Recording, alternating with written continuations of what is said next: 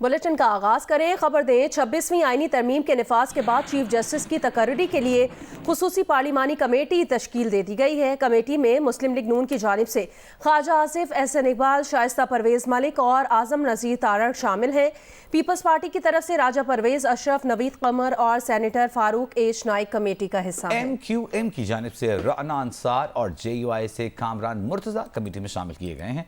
तहरीक इंसाफ की जानिब से बैरिस्टर गौहर अली खान, साहिबजादा हामिद रजा, जबकि सेनेटर अली जफर खुसूसी पार्लिमानी कमेटी का हिस्सा हैं। चीफ जस्टिस की तैनाती के लिए कायम खुसूसी पार्लिमानी कमेटी का इजलास आज शाम 4 बजे पार्लियामेंट हाउस में होगा। कमेटी नए चीफ जस्टिस के लिए नाम फाइनल करके वज़ीर आज़म को भेजेगी।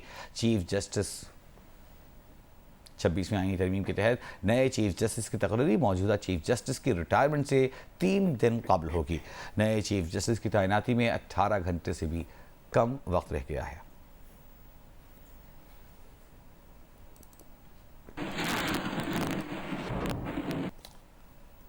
पाकिस्तान तहरीक इंसाफ ने खुसूसी पार्लिमानी कमेटी के इजलास से अलग रहने का फैसला कर लिया है। रात गए जारी इलामिये में कहा गया कि 26वीं आईनी तरमीम में पार्टी पॉलिसी के खिलाफ वोट देने वाले अराकीन के खिलाफ कार्रवाई की जाएगी। पार्टी से रवाबत मुनक़ता करने वाले दीगर अराकीन को भी शो कॉज नोटिस के इजरा की मंजूरी दी गई है।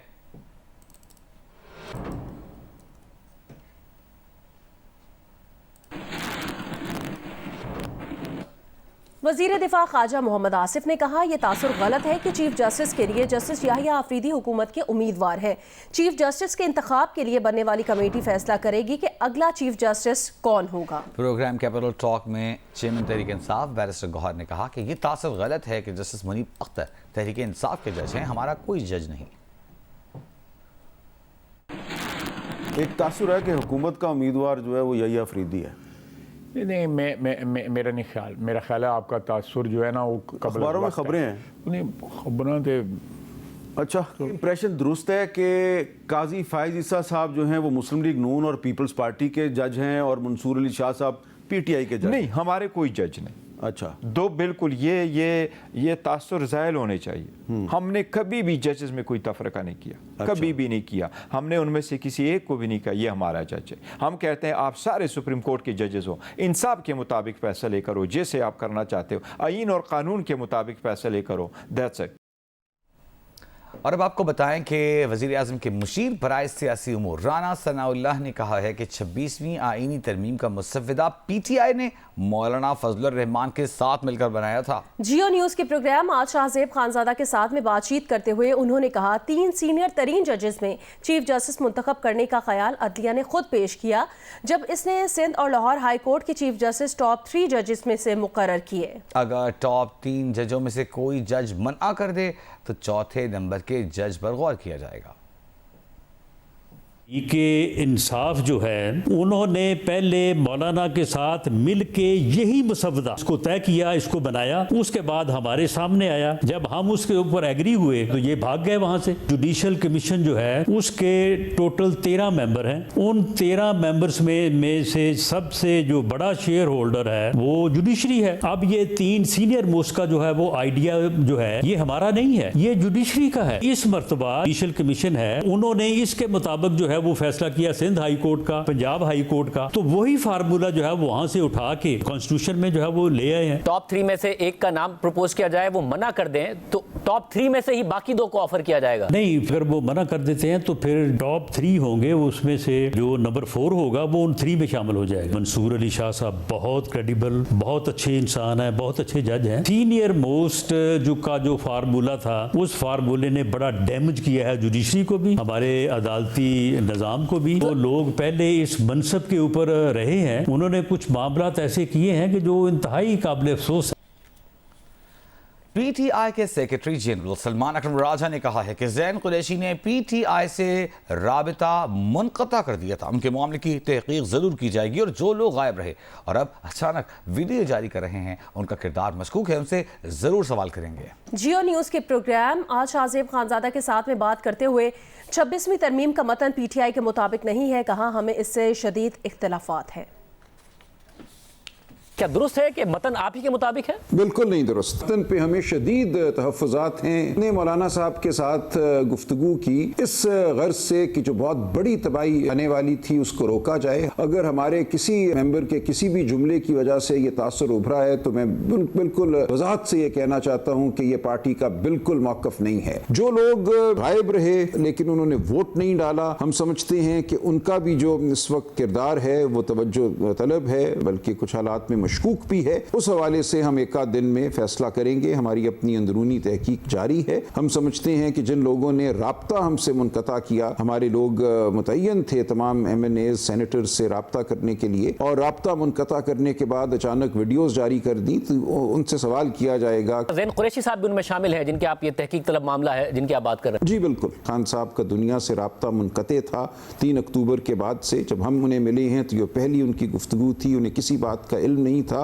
उनको ना अखबारात दिए जा रहे हैं ना TV दिया जा रहा है, जो कि उनका हक है। उनको 5 दिन बिल्कुल तारीकी में रखा गया, बिजली बंद कर दी गई। उसके बाद बिजली बहाल हुई। 5 दिन जब बिजली बंद थी तो इंतहाई उनको पूरी किस्म का खाना मिला जिससे वो उल्टियाँ करते रहे, लेकिन अब उनको जो जेल का उमूमी खाना है वो मिल रहा है और उनकी सेहत ठीक है। वज़ीर आला खैबर पख्तूनख्वा यमीन गंडापुर ने कहा है कि आईनी तरमीम करके सीनियर जज की बजाय दूसरे जज को लगाया तो फिर हम निकलेंगे। कहा हमारे पास 2 रास्ते हैं, डू एंड डाई। रात को गैर आईनी इक़दाम और डकैती हुई है। आज़ाद अदलिया को महकूम कर दिया गया है। जब ही मैंडेट मिला इन तरामीम को ख़त्म करेंगे। मुश्किल वक्त में पता चला कि पार्टी में कौन बुज़दिल, गद्दार और ज़मीर फरोश था। गद्दारी कोई बुज़दिली के बायस करे या मजबूरी से। गद्दार गद्दार है, इस्तीफ़ा क्यों नहीं दिया? गद्दारों से हम भी पूछेंगे, अवाम भी पूछेंगे। खैबर पख्तूनख्वा असेंबली में वज़ीर आला खैबर पख्तूनख्वा ने की ज़ेर सदारत पार्लिमानी रहनुमाओं का इजलास हुआ। वज़ीर आला ने पार्लिमानी मेंबरान को पार्टी बयानियाँ हर फोरम पर उठाने की हिदायत की। वज़ीर आला का कहना था कि रात की तारीकी में जो काम होते हैं उसको हम डाका कहते हैं। डाका मार लिया गया है। कल से आज़ाद अदलिया आज़ाद नहीं रहेगी। हम अदलिया की आज़ादी के लिए जंग लड़ेंगे और जीतेंगे।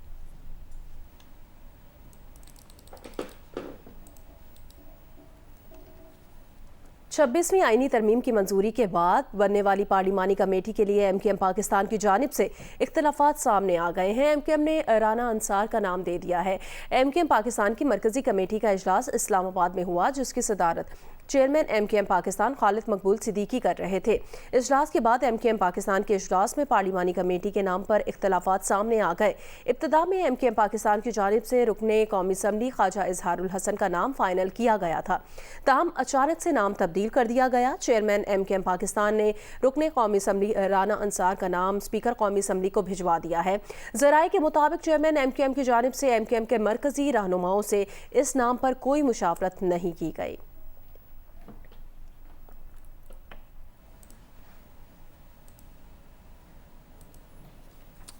IMF ने पाकिस्तान पर इस्लाहात के मुस्तकिल निफाज के लिए जोर दिया है। एलामी के मुताबिक IMF और वर्ल्ड बैंक के सालाना इजलासों के मौके पर सेक्रेटरी खजाना इमदादुल अब्बासाल और governor state bank Jamil Ahmed पर मुश्तमिल पाकिस्तानी वफ्द ने IMF के डिप्टी मैनेजिंग डायरेक्टर से वाशिंगटन DC में मुलाकात की है।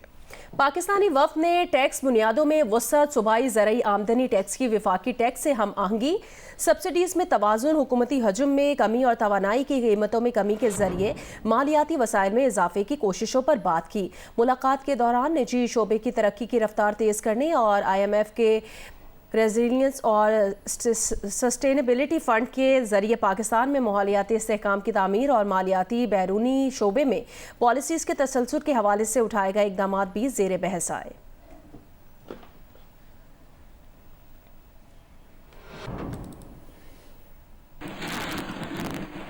और अब आपको बताएं कि पंजाब के मैदानी इलाकों में फ़ज़ाई आलूदगी में इजाफा होना शुरू हो गया है। बैनुल अक़वामी वेबसाइट के मुताबिक लाहौर आज सुबह 8 बजे एक बार फिर दुनिया में फ़ज़ाई आलूदगी के लिहाज से पहले नंबर पर था।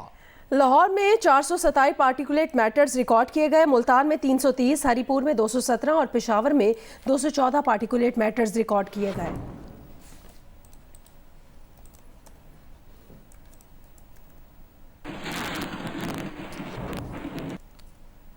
और अब आपको बताएं कि महकमा मौसमियात का कहना है कि रवां हफ्ते मुल्क के मैदानी इलाकों में हल्की धुंध का सिलसिला शुरू हो जाएगा। मुल्क के बेशतर इलाकों में मौसम खुश्क रहने का इम्कान है, ताहम पहाड़ी इलाकों में सुबह और रात के औकात में मौसम सर्द रहेगा। ज़मीन ज़हरा की रिपोर्ट देखिए। रवां हफ्ते मुल्क के ज्यादातर इलाकों में मौसम खुश्क रहेगा, ताहम बलाई खैबर पख्तूनख्वा और गिलगित बल्तिस्तान में मतला जुज़वी तौर पर अबरालूद रहने का इम्कान है। 23 और 24 अक्टूबर को बलाई खैबर पख्तूनख्वा, कश्मीर, शुमाली बलूचिस्तान, खित्ता पटोहार और इस्लामाबाद में बारिश का इम्कान है। महकमा मौसमियात का कहना है कि इस बार अक्टूबर में मामूल या मामूल से कम बारिशें होंगी। तो अक्टूबर, नवंबर और दिसंबर जो है हमारे ऑटम पीरियड होते हैं, जिसके अंदर लीस्ट अमाउंट ऑफ रेनफॉल, बहुत बारिशें जो है वो कम होती हैं। तो इस दफ़ा भी अक्टूबर के महीने में भी हम एक्सपेक्ट यही कर रहे हैं कि मामूल या मामूल से कम जो है वो बारिशें होंगी। महकमा मौसमियात ने मैदानी इलाकों में सुबह के औकात में धुंध पड़ने के इम्कान को भी जाहिर किया है। पंजाब के जो मैदानी इलाके हैं, जिसमें लाहौर, गुजरांवाला, सियालकोट, सरगोदा, फैसलाबाद, इन तमाम इलाकों में जो है वो दिन के औकात में जो खासतौर पर अर्ली मॉर्निंग्स में विजिबिलिटी जो है वो रिड्यूस रहेगी और दर्जा हरारत कम होने की वजह से स्मोकी कंडीशंस जो है वो थोड़ी सी डेवलप होनी शुरू हो जाएंगी। महकमा मौसमियात के मुताबिक रवां हफ्ते मौसम की तब्दीली के असरात हसास लोगों की सेहत पर ज्यादा पड़ेंगे। कैमरामैन रिजवान शाह के साथ जरमीन ज़हरा, जियो न्यूज़, इस्लामाबाद। कमालिया में वसी पैमाने पर काश्त की गई धान की फसल की कटाई का अमल शुरू हो गया है। तफसील बताएंगे अमजद सईद।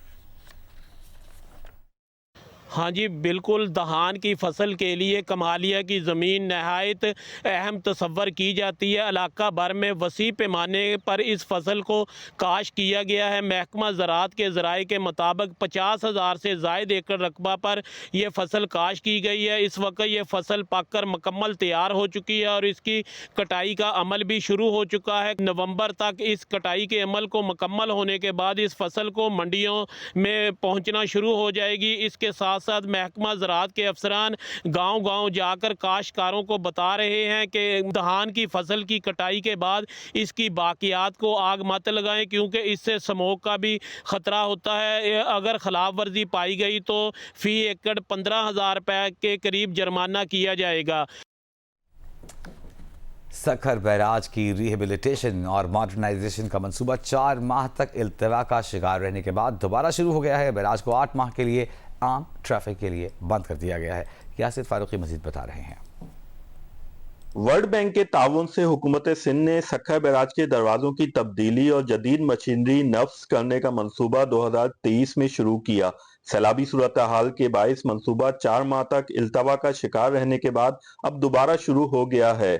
17 बिलियन है सखर बैराज के लिए, तो उस पे जो कंपनी चाइनीज़ फार्म है वो जॉइंट वेंचर है चाइनीज़ फार्म्स का, वो कर रहे हैं काम। और कंसल्टेंट जो इंटरनेशनल कंसल्टेंट्स हैं टाइम लाइन पे जो जिस जहाँ से शुरू होना था उनका काम आज अल्हम्दुलिल्लाह इफ्तिताह हो गया है और 31 मई तक ये 16 दरवाजे चेंज हो जाएंगे। 2025, 26, 27 उसमें फिर सारे गेट रिप्लेस होने हैं। यही तकरीबन 18, 19, 20 हर साल यही होंगे, तो हमें जाके कंप्लीट 56 गेट मुकम्मल होने और हेड रेगुलेटर गेट्स भी उसके साथ पैरेलल बनते जाएंगे, वो लगते जाएंगे। मंसूबे की तकमील से बैराज की पायदारी बढ़ेगी और सैलाबी सूरत हाल में बैराज मजीद किसी नुकसान से बच सकेगा, जबकि इंजीनियर्स नए बैराज की तामीर के हवाले से भी स्टडी करेंगे। कैमरामैन उसामा तलत के साथ यासिर फारूकी, जियो न्यूज़, सखर। जियो स्पोर्ट्स में आपको बताएं, इंटरनेशनल क्रिकेट काउंसिल के बोर्ड इजलास में चैंपियंस ट्रॉफी 2025 की तैयारियों पर इत्मीनान का इजहार किया गया। ज़राए के मुताबिक चेयरमैन मोहसिन नकवी ने मीटिंग में शिरकत की और चैंपियंस ट्रॉफी की तैयारियों और इंतजामात का जायजा लिया। दुबई में आईसीसी की 3 रोजा मीटिंग इख्तिताम को पहुंची। बोर्ड मीटिंग में पीसीबी के चेयरमैन मोहसिन नकवी ने शिरकत की। आईसीसी बोर्ड इजलास में पीसीबी हुकाम की जानिब से चैंपियंस ट्रॉफी 2025 की तैयारियों से मुतालिक रिपोर्ट भी पेश की गई। ज़राए के मुताबिक तैयारियों से मुतालिक रिपोर्ट पर आईसीसी बोर्ड मीटिंग में इत्मीनान का इजहार किया गया। चैंपियंस ट्रॉफी टूर्नामेंट अगले साल फरवरी-मार्च में पाकिस्तान में शेड्यूल है। 3 रोजा आईसीसी मीटिंग्स में आईसीसी चेयर और इंडिपेंडेंट डायरेक्टर की मियाद को 3 साल की 2 मुद्दत में तब्दील करने की सिफारिश की गई और मेंस क्रिकेट कमेटी में स्कॉट विनिंग को फुल मेंबर का नुमाइंदा और स्कॉट एडवर्ड्स को एसोसिएट मेंबर का नुमाइंदा मुकर्रर किया गया। इंग्लैंड के खिलाफ तीसरे और सीरीज के फैसला कुन टेस्ट के लिए पाकिस्तान टीम ने रावलपिंडी में तैयारियों का आगाज कर दिया। टीम ने भरपूर ट्रेनिंग सेशन किया। रावलपिंडी टेस्ट से कबल पाकिस्तान टेस्ट स्क्वाड ने आज पिंडी स्टेडियम में पहला प्रैक्टिस सेशन किया। हेड कोच जैसन गिल्स्पी और कप्तान शान मसूद ने हेड क्यूरेटर टोनी हेमिंग के साथ पिच की तैयारी का मुआयना किया। पंखों के जरिए पिच पर से नमी खत्म करने की कोशिश की जा रही है। जराये के मुताबिक क्यूरेटर्स को तीसरे टेस्ट की पिच भी स्पिनर्स के लिए साजगार बनाने के लिए कहा गया है, जबकि मुल्तान टेस्ट की तरह स्पिनर्स को स्ट्रेंथ बनाकर ही पाकिस्तान मैदान में उतरने का प्लान रखता है। खिलाड़ियों ने भी प्रैक्टिस से कबल पिच का मुआयना किया। पाकिस्तान क्रिकेट टीम ने 3 घंटों पर मुश्तमिल प्रैक्टिस की, जबकि इंग्लैंड के खिलाड़ियों ने आज मुकम्मल आराम किया। रावलपिंडी टेस्ट 24 अक्टूबर से पिंडी क्रिकेट स्टेडियम में शुरू होगा। पोलो इन पिंक टूर्नामेंट लाहौर पोलो क्लब में शुरू हो गया है। इवेंट में मुख्तलिफ ममालिक से ताल्लुक़ रखने वाली 16 ख़वातीन खिलाड़ी शरीक हो रही हैं, जिनका कहना है कि पाकिस्तान में पोलो का मायार बहुत अच्छा है।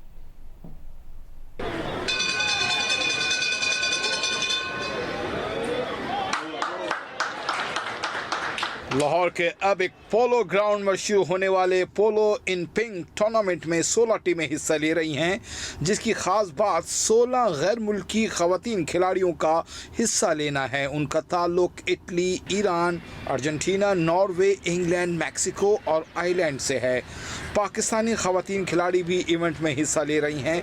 हर टीम में एक खातून खिलाड़ी की शमूलियत लाजमी है। गैर मुल्की ख़वातीन खिलाड़ियों ने मेज़बानी और पोलो के मेयार की तारीफ की। The level of polo here is extraordinary. So it's a very high level of polo, much higher than in England, with fantastic horses. I'm very grateful to be here. It's really great polo here. In Lahore, and I think all of the Pakistan polo is amazing. And the first time I had a very good time, and I hope that this time we have a great time. Last year I had the most amazing week at Lahore Polo Club. Everyone was incredibly kind, really good fun. I played on amazing horses and the tournament was fast, quick and just with a lot of really great players. So I have very high expectations for this year that it will be just as good or hopefully even better if possible. I'm really excited to be here for Pink Polo. This is my second year playing. Every time it's fantastic to do this for the cause of breast cancer awareness. When I was thinking about coming, this place blows my mind. It's been great. Everybody's so kind. Everything has been actually perfect.